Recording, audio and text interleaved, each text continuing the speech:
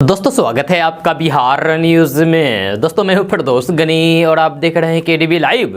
दोस्तों आज हो चुका है 19 दिसंबर 2021। तो आज की बिहार की टॉप न्यूज़ लेकर आए हैं आपके लिए।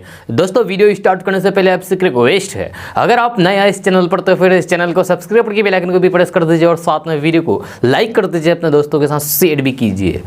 तो चलिए दोस्तों स्टार्ट करते हैं आज की पूरे बिहार की टॉप न्यूज़। दोस्तों आज सबसे पहले बात करते हैं कि बिहार में एक बार फिर से स्कूलों को बंद किया जा सकता है। यह क्राइसिस मैनेजमेंट ग्रुप की बैठक में यह फैसला हुआ है। हालांकि स्कूल कोरोना की वजह से नहीं बल्कि शीतलहर को देखते हुए ऐसा फैसला लिया जा सकता है। यह क्राइसिस मैनेजमेंट ग्रुप की बैठक में यह फैसला हुआ है कि अगर बिहार में शीतलहर ज़्यादा बढ़ती है और न्यूनतम तापमान 7 डिग्री या फिर इससे नीचे आता है तो फिर स्कूलों में सुबह वाली क्लास बंद कर दी जाएगी। आपको बता दो कि बिहार में इस समय न्यूनतम तापमान 11 डिग्री के आसपास है। जहाँ मौसम विभाग के मुताबिक अगले कुछ दिनों में तापमान में गिरावट आने की संभावना है। ऐसे में कुछ दिनों में शीतलहर की वजह से स्कूलों को बंद किया जा सकता है। बिहार शिक्षा परियोजना के निदेशक श्रीकांत शास्त्री ने सभी डीओ को आदेश जारी कर दिया है।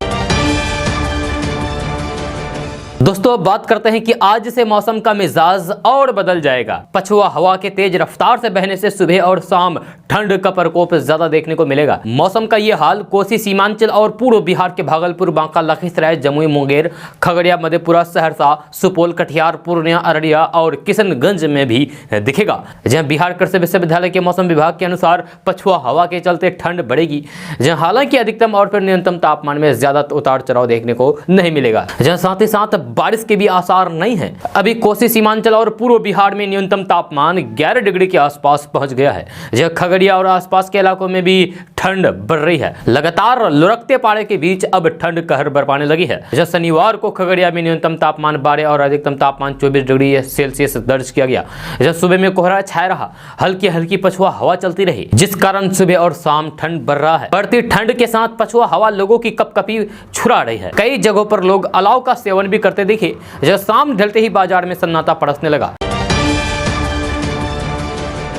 दोस्तों अब बात करते हैं कि बिहार की राजधानी पटना से बड़ी खबर सामने आ रही है। ताजा रिपोर्ट्स के मुताबिक बिहार में एक बार फिर से वाहन चेकिंग अभियान शुरू होने वाला है। यह कोहरे के कारण रोड पर होने वाले दुर्घटनाओं को रोकने के लिए यह अभियान चलाया जाएगा। खबर के अनुसार बिहार के सभी जिलों में रिफ्लेक्टिव टेप जांच अभियान चलाया जाएगा। इसको लेकर परिवहन सचिव संजय कुमार अग्रवाल ने सभी जिला पदाधिकारियों को निर्देश दिया गया है। तो अगर आपने अपनी गाड़ियों पर रिफ्लेक्टिव टेप नहीं लगाया है तो फिर आपको भारी जुर्माना देना पड़ सकता है।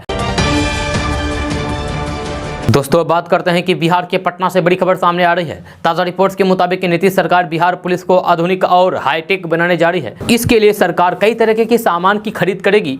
इसको लेकर तैयारियां की जा रही है। खबर के अनुसार सरकार बिहार पुलिस के लिए 18 हल्के आधुनिक ड्रोन खरीदेगी। ये ड्रोन एसटीएफ और मद्य निषेध को दिए जाएंगे। इससे शराब के निर्माण करने वालों पर नजर रखा जाएगा। इस ड्रोन में शक्तिशाली कैमरे लगे होंगे जिससे न सिर्फ निगरानी की जा सकेगी बल्कि इससे वीडियो भी देखा जा सकेगा। दोस्तों अब बात करते हैं कि पूर्णिया में अपराधियों का नगन तांडव जारी है। शनिवार को सुबह सुबह ग्राहक बनकर पहुंचे एक अपराधी ने शहर के व्यस्तम भट्टा बाजार सब्जी मंडी में लूट की कोशिश में एक किराना व्यवसायी को गोली मार दी। जख्मी किराना व्यवसायी शहर के विवेकानंद कॉलोनी निवासी असीम चंद्र पाल का उपचार पूर्णिया मेडिकल कॉलेज में चल रहा है। गोली उसे कमर के ऊपर शरीर के दाएं हिस्से से छेद करते हुए निकल गई। जहां अपराधी ने उस पर 2 गोलियां चलाई थी जिसमें एक गोली उसको लग गई।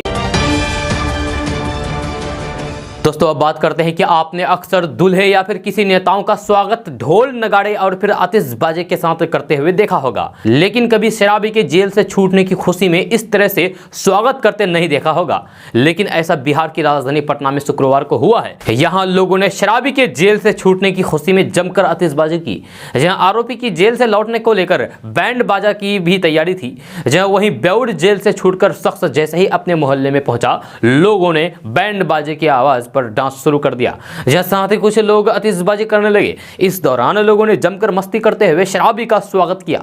जहां ये मामला शराबी के शाही स्वागत का मामला राजधानी पटना के कदम कुआं थाना क्षेत्र के लोहानीपुर इलाके का है। जहां बीते 27 नवंबर को अजय कुमार नामक शराबी को 4 बोतल विदेशी शराब के साथ मद्य निषेध विभाग की टीम लेकर चली गई थी, पकड़ लिया था, जेल में बंद कर दिया था। जहां आपको बता दें कि शराबबंदी कानून के उल्लंघन मामले में दोषी पाते हुए उसे जेल भेज दिया गया था। वहीं शुक्रवार को जेल से जमानत पर बाहर आने के बाद शराबी का मोहल्ले वालों ने जमकर स्वागत किया ढोल नगाड़ों के साथ। जहां जेल से निकलने के बाद शराबी अजय कुमार को समर्थकों ने उसे फूलों की माला पहनाई और उसके बाद मीडिया के सामने बिहार में शराब नहीं पीने की कसम खा ली। शराबी ने कहा है कि बिहार में शराब पीने का मतलब जेल जाना है। जहां उसने लोगों को नसीहत भी दी है कि बिहार में शराब नहीं पिए। हालांकि उसने ये भी कहा है कि बिहार से बाहर जाने पर शराब पिएंगे। दोस्तों बात करते हैं कि बिहार पंचायत चुनाव जीतने वालों का न्यू ईयर सेलिब्रेशन शुरू हो चुका है। खासकर पंचायत समिति सदस्य और जिला परिषद सदस्य का चुनाव जीतने वाले पूरी तरीके से बम बम है। जब प्रखंड प्रमुख और जिला परिषद अध्यक्ष बनने के लिए इच्छुक चेहरों ने अपने पक्ष में गोलबंदी शुरू कर दी है और इसका सीधा फायदा पंचायत समिति सदस्यों और फिर जिला परिषद सदस्यों को हो रहा है। आपको बता दें कि पंचायत समिति सदस्य मिलकर प्रखंड प्रमुख और जिला परिषद सदस्य मिलकर जिला परिषद अध्यक्ष का चुनाव करते हैं। इस चुनाव में वोट हासिल करने के लिए तोल मोल का बाजार खुल गया है। एक एक निर्वाचक सदस्य को 4-4 जगह से ऑफर मिल रहे हैं। जब पंचायत चुनाव जीतने वाले माननीयों में से किसी को नेपाल तो किसी को गोवा जाने का ऑफर मिल रहा है न्यू ईयर सेलिब्रेशन करने के लिए। जहां अध्यक्ष और प्रमुख की कुर्सी पर बैठने के लिए बेताब नेताजी अपने समर्थकों की सूची लंबी करने के लिए खुलकर पैसे बहाने को तैयार हैं। दोस्तों बात करते हैं कि अवैध शराब के कारोबार को लेकर तस्कर तू डाल डाल तो मैं पात पात वाली कहावत चरितार्थ करते दिख रहे हैं। जब सख्ती के बावजूद भी तस्कर आए दिन अलग अलग तरीके अपनाते दिखते हैं। जब तस्कर अब कुछ ऐसे तरकीब अपना रहे हैं जो पहली नजर में कोई सोच भी नहीं सकता। जब ऐसे गाड़ियों से शराब तस्करी की जा रही है जिसे प्रशासनिक महकमे के लोग भी बड़ी मुश्किल से पहचान पाते हैं। जब हालांकि तस्करी के ट्रेंड बदलने के साथ ही पुलिस और उत्पाद विभाग भी चौकसी बरतते हुए तस्करी रोकने के लिए हर तरीके आजमाने लगा है। जहाँ ऐसा ही एक मामला पकड़ में आया है जिसमें कार्यपालक अभियंता DRDO बांका का बोर्ड लगे वाहन यानी कि गाड़ी से शराब तस्करी का खुलासा हुआ है। दरअसल मामला यह है कि चांदन में बेलहर SDPO के नेतृत्व में झारखंड से लगे सीमावर्ती क्षेत्र से जुड़े सड़क पर बहेंगा पुल के पास गाड़ी जांच चल रही थी। जब देवघर से आ रहे गाड़ियों में एक ऐसी बोलेरो दिखी जो पहली नजर में बिहार सरकार की ही लग रही थी। इस पर कार्यपालक अभियंता DRDO बांका का बोर्ड लगा हुआ था। जो बोलेरो को जैसे ही रुकने का इशारा किया गया तो फिर मौके पाते ही चालक बोलेरो से फरार हो गया और बोलेरो से भारी मात्रा में शराब बरामद की गई। दोस्तों अब बात करते हैं कि बिहार में इस बार मैट्रिक परीक्षा में पिछले बार की तुलना में कम परीक्षार्थी परीक्षा देंगे। साल 2022 में होने वाले मैट्रिक परीक्षा के लिए फॉर्म भरने वाले विद्यार्थियों की संख्या 16,48,894 रही है। वहीं पिछले साल ये संख्या 16,84,466 थी। जहां बिहार विद्यालय परीक्षा समिति के अनुसार बिहार में 17 फरवरी से मैट्रिक की परीक्षा शुरू होगी। जहां इसके पहले 1 फरवरी से बिहार में इंटर की परीक्षा होगी। बोर्ड के अनुसार बिहार में परीक्षा को लेकर सभी प्रकार की तैयारियां तेजी से गतिमान है। जहां सभी DO कार्यालय से परीक्षार्थियों की सूची भी भेज दी गई है। जब बिहार में सबसे ज्यादा 73,852 परीक्षार्थियों ने गया जिले से फॉर्म भरा है। वहीं पटना में 66,539 परीक्षार्थी होंगे और बिहार में परीक्षार्थियों के मामले में पटना जिला 5वें स्थान पर है। जब पिछले साल की तुलना में इस बार परीक्षार्थियों की संख्या कम होने पर शिक्षाविदों का कहना है कि यह चिंता का विषय नहीं है। संख्या में मामूली उतार चढ़ाव होना आम बात है। जब बड़ी संख्या में विद्यार्थी CBSE से भी परीक्षा देते हैं। दोस्तों अब बात करते हैं कि बिहार सरकार की पंचायती राज मंत्री सम्राट चौधरी, श्रम संसाधन मंत्री जीवेश कुमार मिश्रा और कला संस्कृति एवं युवा विभाग के मंत्री आलोक रंजन झा ने शनिवार को हरियाणा के मुख्यमंत्री मनोहर लाल खट्टर से मुलाकात की। इस दौरान उन्होंने हरियाणा और बिहार के बीच संबंधों को लेकर लंबी बातचीत की। वहीं बिहार, यूपी तथा उत्तराखंड के लोगों के लिए भी हरियाणा में बेहतर सुविधा उपलब्ध कराने की मांग की थी। जी हाँ, इस मुलाकात के दौरान बिहार सरकार के पंचायती राज मंत्री ने पूर्वांचल से आने वाले लोगों के लिए पंचकुला में पूर्वांचल भवन के निर्माण के लिए जमीन आवंटित कराने की मांग की है। दोस्तों बात करते हैं कि बिहार में भ्रष्टाचार का बोलबाला बढ़ता जा रहा है। जब सरकार को चूना लगाकर अपनी संपत्ति बनाने वाले सरकारी कर्मी और अधिकारियों के खिलाफ सरकार की ओर से कार्रवाई का सिलसिला जारी है। इसी क्रम में शनिवार को निगरानी की टीम ने मसूरी ग्रामीण कार्य प्रमंडल के कार्यपालक अभियंता अजय कुमार सिंह के ठिकानों पर छापेमारी की। अधिकारी के पटना के राजीव नगर थाना क्षेत्र के इंद्रपुरी रोड नंबर 7 में स्थित आवास में छापेमारी में लगभग 60 लाख रुपए नगद मिले हैं, जबकि लगभग 1.5 किलो सोने चांदी के गहने मिले हैं। इसके अलावा एफडी से संबंधित बाड़े के आसपास दस्तावेज और चांदी के 3 ईंट भी बरामद किए गए हैं। आपको बता दूं कि निगरानी विभाग के अधिकारी भ्रष्ट इंजीनियर की काली कमाई को देखकर भौचक्के रह गए, सन्न रह गए। जब सोने चांदी के गहने और ईंट देखकर वे सख्ती में आ गए। जानकारी के अनुसार इंजीनियर ने पोस्ट ऑफिस में 1 करोड़ का फिक्स डिपॉजिट भी कर रखा है। अब सभी सामानों की लिस्ट तैयार की जा रही है। निगरानी विभाग से मिली जानकारी के मुताबिक कार्यपालक अभियंता के ठिकानों पर कल सुबह से ही छापेमारी की गई है। अधिकारियों की माने तो छापेमारी के दौरान जब अभियंता यानी कि इंजीनियर को अभियंता कहा जाता है, इंजीनियर की काली कमाई का मामला जब सामने आने लगी तब वे छापेमारी कर रहे अधिकारियों के सामने रोने लगा। निगरानी विभाग की टीम ने कैश और सोने चांदी के गहने के अलावा 5 महंगी गाड़ियां और 4 मंजिला मकान होने की भी बात सामने आई है। दोस्तों बात करते हैं कि सेवा अस्थायी करने, उचित मानदेय और सरकारी कर्मी का दर्जा देने की मांग को लेकर शनिवार को पंचायत वार्ड सचिव संघ ने गर्दनी बाग यानी कि पटना के गर्दनी बाग में धरना स्थल पर धरना दिया। जन अधिकार पार्टी के राष्ट्रीय अध्यक्ष पप्पू यादव ने भी कल गर्दनी बाग धरना स्थल पर पहुंचकर कहा है कि वार्ड सचिवों को बिहार सरकार सरकारी कर्मचारी का दर्जा दें। पप्पू यादव ने कहा कि 2017 में 7 निश्चय योजना के लिए वार्ड सचिव के लिए चयन योग्यता के आधार पर किया गया। 2 साल बीत जाने के बाद 5 साल किया गया, लेकिन आज तक वेतन नहीं दिया गया है, जो दुर्भाग्यपूर्ण है। हमारी मांग है कि सभी पंचायत वार्ड सचिवों को अस्थायी किए जाए। जन अधिकार पार्टी के राष्ट्रीय अध्यक्ष पप्पू यादव ने कहा है कि वार्ड सचिव के हक और अधिकार की लड़ाई लड़ेगी। दोस्तों अब बात करते हैं कि बिहार के बक्सर जिले से एक हैरान कर देने वाला मामला सामने आया है, जहां एक शख्स 12 साल पहले अचानक से गायब हो गया। उसके परिवार वालों ने उसे खोजने की बहुत कोशिश की, लेकिन जब वो नहीं मिला तो फिर उसे मरा हुआ मानकर उसका अंतिम संस्कार भी कर दिया गया। जहां उसकी पत्नी ने भी दूसरी शादी कर ली, लेकिन हाल ही में पता चला है कि वह 12 साल से पाकिस्तान की जेल में बंद है। जानकारी के अनुसार बिहार के बक्सर जिले के खिलाफतपुर में रहने वाला युवक छवि मुसर 12 साल पहले अचानक लापता हो गया। जब वह गायब हुआ था तब उसकी उम्र 20 साल थी। लंबे समय तक जब परिवार को इसकी जानकारी नहीं मिली तो परिवार ने उसे मरा हुआ समझ करके अंतिम संस्कार भी कर दिया। जब परिवार ने बताया है कि जब छवि घर से लापता हुआ था तब उसकी मानसिक स्थिति ठीक नहीं थी। इंडिया टुडे में छपी एक खबर के अनुसार इस बात का खुलासा गुरुवार को उस वक्त हुआ जब मुफस्सिल थाना की पुलिस छवि की एक तस्वीर लेकर खिलाफतपुर गांव में पहुंची। जब गांव में छवि मुसहर की तस्वीर देखते ही गांव में रहने वाले उसकी मां विरती देवी और उसके भाई भाभी और अन्य परिजनों तथा पड़ोसियों ने 12 साल पहले घर से अचानक गायब हुए छवि के रूप में उसकी पहचान की।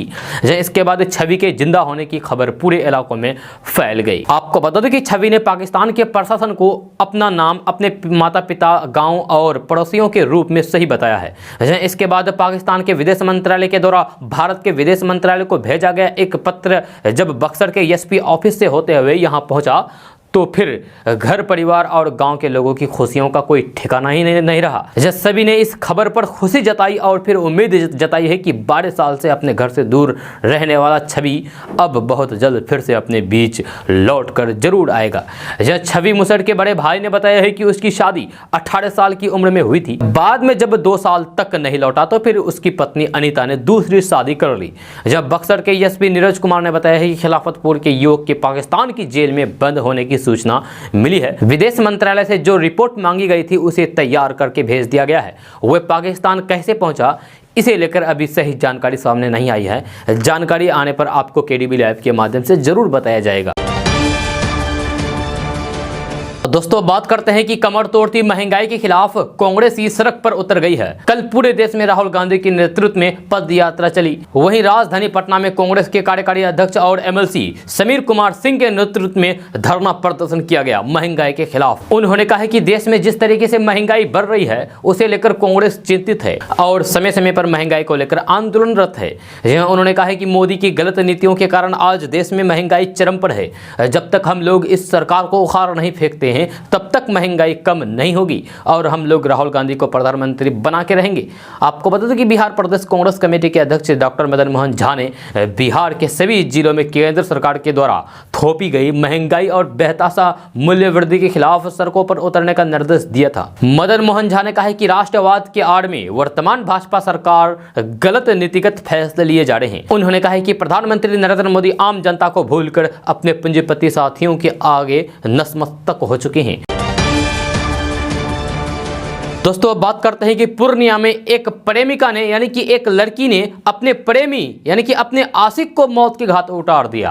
इतना ही नहीं, उसने सबको पलंग के नीचे दफना दिया। बताया जा रहा है कि जमीन विवाद में घटना को अंजाम दिया गया है। पुलिस ने प्रेमिका शव बरामद कर लिया है। मृतक की पहचान लैंड ब्रोकर संपत पासवान के तौर पर हुई है। वो एक हफ्ते पहले लापता हो गए थे। संपत के अपहरण की आशंका जताई जा रही थी। अब प्रेमिका यानी कि लड़की के बेड के नीचे से उनका शव बरामद हुआ है। जब मामले को लेकर पुलिस का कहना है कि अवैध संबंध और जमीन विवाद में प्रेमिका ने संपत की चाकू से गोदकर हत्या कर दी थी। उसके बाद शव को अपने ही घर के बेड के नीचे गाड़ दिया था। आपको बता दूं कि परिजनों ने एक हफ्ते पहले संपत के गायब होने की सूचना सदर थाना में दर्ज कराई थी। संपत के गायब होने की रिपोर्ट दर्ज होने के बाद पुलिस ने छानबीन शुरू कर दी थी। जब मोबाइल सीडीआर के आधार पर प्रेमिका को गिरफ्तार किया गया है, यानी कि लड़की को गिरफ्तार किया गया है। सख्ती से पूछताछ करने पर उसने अपना जुर्म कबूल कर लिया है। एसडीपीओ ने बताया है कि जमीन के लेन देन को लेकर दोनों के बीच विवाद हुआ। इसी दौरान प्रेमिका ने घर में मौजूद चाकू से उसकी जान ले ली। इसके बाद साथियों के साथ मिलकर उसके शव को बेड के नीचे दफना दिया। बताया जा रहा है कि घटना से पहले संपत ने अपने कुछ साथियों और प्रेमिका के साथ मिलकर शराब पी थी। जब पुलिस को घटनास्थल के पास से शराब की खाली बोतलें मिली है। दोस्तों अब बात करते हैं कि एआईएमआईएम के अध्यक्ष और लोकसभा सांसद असदुद्दीन ओवैसी ने लड़कियों के लिए शादी की उम्र 18 साल से बढ़ाकर 21 साल करने के फैसले मोदी सरकार की आलोचना की है। साथ ही उन्होंने इसे हास्यास्पद करार दिया है। सांसद ओवैसी ने अपने ट्विटर अकाउंट से सिलसिलेवार ट्वीट करते हुए लिखा है कि सरकार पहले बताएं कि 18 साल के बच्चों के ह्यूमन डेवलपमेंट के लिए आखिर क्या किया गया है। देश में 18 साल के नागरिक को सभी अधिकार दिए गए हैं। 18 साल के पुरुष और महिलाएं कॉन्ट्रैक्ट साइन कर सकते हैं, जब बिजनेस शुरू कर सकते हैं, प्रधानमंत्री चुन सकते हैं, सांसद और विधायक का चुनाव कर सकते हैं, लेकिन शादी नहीं कर सकते हैं। क्यों? ये लिव इन रिलेशनशिप के लिए अपनी सहमति दे सकते हैं, लेकिन अपना जीवन साथी नहीं चुन सकते। इस कानून से कोई फायदा नहीं होगा। इस कानून से न ही महिलाओं का भला होगा। असदुद्दीन ओवैसी ने कहा है कि संसद में हम इस विधेयक का पुरजोर विरोध करेंगे। ओवैसी ने यह भी कहा है कि एक कानून के बावजूद बाल विवाह बड़े पैमाने पर होते हैं।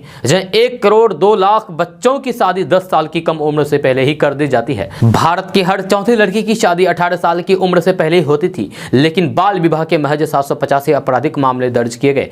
यदि पहले के मुकाबले में बाल विवाह कम हुए हैं तो ये शिक्षा और आर्थिक प्रगति की वजह है, आपराधिक कानून के कारण नहीं। साथ ही असदुद्दीन ओवैसी ने कहा है कि प्रधानमंत्री नरेंद्र मोदी मोहल्ले के चाचा हैं क्या, जो ऐसे ऐसे फैसले ले रहे हैं। दोस्तों बात करते हैं कि हाल ही में जारी विश्व असमानता रिपोर्ट बताती है कि दुनिया भर में लोगों के बीच आर्थिक असमानता और बड़ी है। रिपोर्ट के अनुसार दुनिया के 10% लोगों के पास कुल 76% संपत्ति है। वहीं भारत में 10% अमीरों के पास देश की कुल संपत्ति का करीब 57% हिस्सा है। देश की कुल कमाई में मध्यम वर्ग के हिस्सेदारी महज 29.5% है। हालांकि यह तथ्य कोई नया नहीं है, पहले भी इस तरह की रिपोर्ट आती रही है। आज जब हम अपनी आजादी का अमृत महोत्सव मना रहे हैं, तब इस प्रकार की स्थिति चोट देने वाली है। निसंदेह कोरोना महामारी जनित कारणों ने देश में इस समस्या को बढ़ाने में योगदान दिया है। वैसे केवल महामारी ही इसके लिए जिम्मेदार नहीं है। ये रुझान अतीत की सरकारों का गरीबी समाप्त करने की प्रति उदासीनता को भी दर्शाता है। यह सरकारें गरीबी मिटाने की बात तो करती ही रही है, परंतु मिटा नहीं पाई। इसीलिए हमें इसके कारणों को पड़ताल करके उनका निवारण करना होगा। देश की आजादी के बाद के दौर को देखें तो फिर हर 5 साल में गरीबी मिटाने के लिए पंचवर्षीय योजना बनाई जाती रही है और उन योजनाओं के तहत करोड़ों रुपए खर्च किए गए। सरकारें कहती आई हैं कि ये गरीबों के लिए कल्याण के लिए बनाई गई योजना है। माना जाता है कि सरकारी योजनाओं के अंतर्गत लोग सुविधाओं का लाभ उठाकर गरीबों से बाहर आएंगे, लेकिन इसके अपेक्षित परिणाम सामने नहीं आ सके। लोगों को कुछ हद तक तो इस योजनाओं से लाभ मिल पाता है, लेकिन सरकारी तंत्र में अनेक खामियों के कारण अधिकांश लोग इस तरह की योजनाओं से पूरा लाभ उठाने से वंचित रह जाते हैं। जी हां, सरकारी तंत्र में अनेक अधिकारी इन योजनाओं के माध्यम से अपनी जेबें भरने में लग जाते हैं। जब घोटाले पर घोटाले ऐसे ही दुर्भिसंधि की परिणाम है।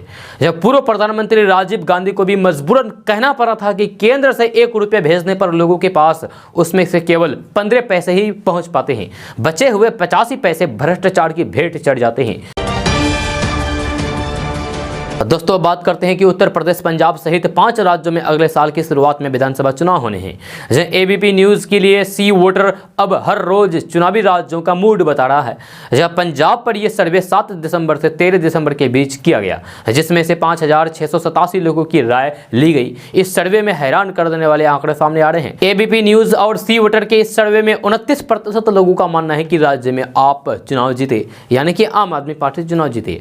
दरअसल सर्वे में लोगों से पूछा गया है कि पंजाब में चुनाव कौन जीतेगा, तो 27% लोगों ने कांग्रेस के पक्ष में वोट दिया। 29% लोगों ने आम आदमी पार्टी को, 10% लोग चाहते हैं कि अकाली दल की सरकार बने। यह सर्वे में बीजेपी के लिए अच्छी खबर नहीं है। सिर्फ 1% लोग मानते हैं कि पंजाब में बीजेपी चुनाव जीतेगी, वहीं 25% लोग कुछ भी नहीं कहे। एबीपी सी वोटर सर्वे के मुताबिक मुख्यमंत्री के चेहरे को लेकर जब लोगों से सवाल किया गया तो फिर 32% लोगों ने मुख्यमंत्री चरणजीत सिंह चन्नी को पसंद किया। वहीं 24% लोगों ने अरविंद केजरीवाल, 2% लोगों ने कैप्टन अमरिंदर सिंह, 17% लोगों ने मुखबिर सिंह बादल, 13% लोगों ने भगवत मान और 5% लोगों ने नवजोत सिंह सिद्धू और 7% लोगों ने अन्य पर भरोसा जताया है। दोस्तों बात करते हैं कि नीति आयोग में बिहार को स्वास्थ्य, गरीबी जैसे मामले में सबसे पिछड़ा और सीएजी रिपोर्ट में 80,000 करोड़ के हिसाब पर सवाल उठने के बाद अब एक और ऐसी रिपोर्ट आ गई है जिससे नीतीश सरकार की मुश्किलें बढ़ गई है। प्रधानमंत्री की आर्थिक सलाहकार के अध्यक्ष विवेक देबराय ने खुद रिपोर्ट जारी की है, जिसे इंस्टीट्यूट ऑफ कॉम्पिटिटिवनेस के लिए तैयार की गई है। यह रिपोर्ट के मुताबिक शिक्षा के मानकों पर बिहार देश में सबसे निचले पायदान पर है। यह बड़े राज्यों की लिस्ट में पश्चिम बंगाल टॉप पर है, बिहार सबसे नीचे है। जब पश्चिम बंगाल को 58.95 अंक मिले हैं, बिहार को 18.23 अंक में ही मिले हैं। यह रिपोर्ट के मुताबिक राष्ट्रीय औसत 28.05 से भी नीचे बिहार का प्रदर्शन है। जब पहली से 5वीं कक्षा तक के शिक्षा व्यवस्था के आधार 10 साल से कम उम्र के बच्चों में साक्षरताकारों को लेकर रिपोर्ट तैयार की गई है। 5 आधारों पर प्राथमिक शिक्षा सूचकांक जारी किया गया है। यह शैक्षणिक बुनियाद ढांचा, शिक्षा तक पहुंच, बुनियादी स्वास्थ्य, सीखने के परिणाम और शासन जैसे 5 आधारों पर रिपोर्ट जारी की गई है और बताया गया है कि इनमें शासन के मामले में सबसे ज्यादा फीसदी बिहार रहा है। वहीं छोटे राज्यों की लिस्ट में केरल टॉप पर है, तो फिर झारखंड सबसे नीचे है। दोस्तों बात करते हैं कि राष्ट्रीय राजधानी दिल्ली में कोरोना के ओमिक्रॉन वेरिएंट का विस्फोटक हुआ है। यहां अचानक से 10 लोगों के ओमिक्रॉन संक्रमित मिलने से दिल्ली में ओमिक्रॉन संक्रमितों की कुल संख्या बढ़कर 20 हो गई है। जब शुक्रवार को एक साथ दिल्ली में 10 नए मामले सामने आए हैं। जहां वहीं दिल्ली में ओमिक्रॉन के नए संक्रमितों के मिलने से देश में ओमिक्रॉन पीड़ितों की कुल संख्या बढ़कर हो गई है अब 97। जब पिछले 2 दिनों में ही ओमिक्रॉन के 24 मामले देश के अलग अलग हिस्सों में मिले। इसके पहले देश में सबसे पहले ओमिक्रॉन का पहला मामला कर्नाटक में प्रकाश में आया था। बाद में गुजरात, आंध्र प्रदेश सहित देश के आधा दर्जन से ज्यादा राज्यों में ओमिक्रॉन संक्रमित मिले हैं। दिल्ली में ओमिक्रॉन के बढ़ते मामलों ने बिहार में भी राज्य सरकार की चिंता बढ़ा दी है। जहां पटना में स्वास्थ्य विभाग की ओर से अधिकारियों को निर्देश दिया गया है कि किसी भी आपात स्थिति से निपटने के लिए अस्पतालों में और अन्य प्रकार की आवश्यक व्यवस्थाओं को दुरुस्त रखा जाए। साथ ही आम लोगों को संक्रमण के खतरे से बचने के लिए जागरूकता फैलाई जाए। कोरोना और ओमिक्रॉन के खतरे को देखते हुए पटना में 13 दिसंबर से सघन मास्क जांच अभियान चलाया जा रहा है। यह शहर में धावा दल के टीमें उन लोगों पर जुर्माना लगा रही है जो बिना मास्क के शहर में घूमते दिखाई दे रहे हैं। दोस्तों बात करते हैं कि बिहार सरकार और बिहार की पुलिस दूसरे राज्यों से आ रही शराब की तस्करी को रोकने के लिए बाकी सारा काम लगभग भूल चुकी है। इस बीच बिहार में पड़ोसी राज्य से पेट्रोल और डीजल की तस्करी शुरू हो गई है। दरअसल बिहार के मुकाबले पड़ोसी राज्य में पेट्रोल और डीजल का दाम काफी कम है, लिहाजा पड़ोसी राज्य से तेल लाकर बिहार में खा पाना मुनाफे का सौदा बनता जा रहा है। दरअसल बिहार के सीमावर्ती जिले में उत्तर प्रदेश से पेट्रोलियम पदार्थों की तस्करी भी होने लगी है। इसके धंधेबाज बिहार सीमा से लगे उत्तर प्रदेश की बाजार कस्बों से 2 पहिया और 4 पहिया गाड़ियों पर गैलन ड्रीम में डीजल और पेट्रोल भरकर बिहार के गांव में पहुंचा दे रहे हैं। जब दिन भर के कारोबार में उन्हें अच्छी कमाई भी हो जा रही है। दरअसल केंद्र सरकार ने पिछले महीने पेट्रोल और डीजल के दाम में कमी कर दी थी। जब बिहार के मुकाबले उत्तर प्रदेश में पेट्रोल का दाम लगभग 13 रुपये कम है, जब वही डीजल का दाम बिहार की तुलना में उत्तर प्रदेश में लगभग 6 रुपये कम है।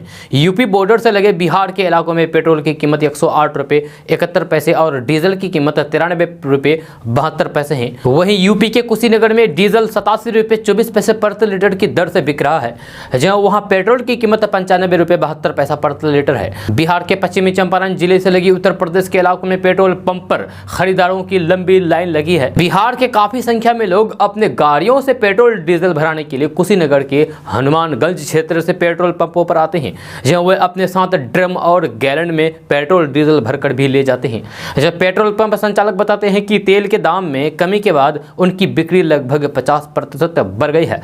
इसका मुख्य कारण यही है कि पेट्रोल डीजल बिहार जा रहे हैं। दोस्तों, बिहार के दो भोजपुरी गायकों और एक्टरों के बीच सोशल मीडिया पर छिड़ी जंग बनारस की सड़कों पर आ गया है। जब वाराणसी में एक फिल्म की शूटिंग के दौरान दोनों गायकों और उनके समर्थकों के बीच भिड़ंत हो गई, जब काफी देर तक हंगामे से लेकर मारपीट की स्थिति बनी रही, जब पुलिस ने वहां पहुंचकर मामले को शांत कराया। दरअसल वाराणसी से लंका क्षेत्र के नुआओं में गुरुवार की शाम बिहार के एक भोजपुरी गायक और कलाकार के फिल्म की शूटिंग चल रही थी। इसी बीच दूसरे कलाकार के समर्थक माने जाने वाले एक गायक अपने लोगों को लेकर वहां पहुंच गए। फिल्म के शूटिंग के दौरान ही उत्पात शुरू हो गया। इस बीच फिल्म की शूटिंग कर रहे भोजपुरी गायक अपने होटल पहुंच गए। जब वाराणसी के दफी में स्थित होटल में पहुंचकर उन्होंने अपने समर्थकों को बुला लिया। कुछ देर में वहां 50 से ज्यादा लोग पहुंच गए। जहां होटल के बाहर लोगों के जुटान से वहां अफरा तफरी की स्थिति उत्पन्न हो गई। जी हां, हम आपको बता दें कि बिहार के दो भोजपुरी गायकों और कलाकारों यानी कि पवन सिंह और खेसारी लाल यादव के बीच इन दिनों जंग छिड़ी हुई है। दोनों सोशल मीडिया पर एक दूसरे को निपटा देने की धमकी दे रहे हैं। जब दोनों के बीच जंग लगातार तेज होती जा रही है, लेकिन अब आमने सामने की लड़ाई होनी शुरू हो गई है। दोस्तों, अब बात करते हैं कि नीति आयोग की रिपोर्ट में बिहार को कई मानकों पर पिछड़ा बताने के बाद विशिष्ट राज्य का दर्जा देने की मांग नए सिरे से शुरू हो गई है। जेडीयू, आरजेडी, कांग्रेस, हिंदुस्तानी अवाम मोर्चा जैसे राजनीतिक दल इसके पक्ष में अपनी राय दे चुके हैं। वाम दलों ने विशेष राज्य के मुद्दे का न सिर्फ समर्थन किया है, बल्कि इसी एक सवाल पर बड़ा आंदोलन करने का प्रस्ताव दिया है। वाम दलों की शर्त यह है कि मुख्यमंत्री नीतीश कुमार अपना रुख साफ करें। भाकपा के राज्य सचिव राम नरेश पांडे ने कहा है कि उनकी पार्टी 2005 से ही विशेष राज्य दर्जे देने की मांग कर रही है। जब पार्टी की स्पष्ट समझ है कि बिना विशेष राज्य के दर्जे का विकास नहीं हो सकता है। दोस्तों, बात करते हैं कि इलेक्ट्रिक कारों, दोपहिया, तिपहिया बसों और मिनी ट्रकों के बाद अब ट्रैक्टरों की बारी है। जी हां, सड़क परिवहन और राजमार्ग मंत्री नितिन गडकरी ने कहा है कि वे आने वाले दिनों में एक बैटरी इलेक्ट्रिक ट्रैक्टर लॉन्च करेंगे जो कृषि उपज की कुल लागत को कम कर सकता है। इससे किसानों को मंडी तक अपने उत्पाद पहुंचाने में लागत कम लगेगी, साथ ही उन्हें जुताई करने में भी कम लागत आएगी। इसका सीधा असर किसानों की कमाई पर पड़ेगा और उनकी कमाई बढ़ेगी। दोस्तों, बात करते हैं कि लालू परिवार में अभी नेता प्रतिपक्ष तेजस्वी यादव की शादी की खुशियां मना रहा है। जहां तेजस्वी यादव अभी सोशल मीडिया से दूर है, लेकिन उनके बड़े भाई तेज प्रताप यादव ट्विटर पर एक्टिव है।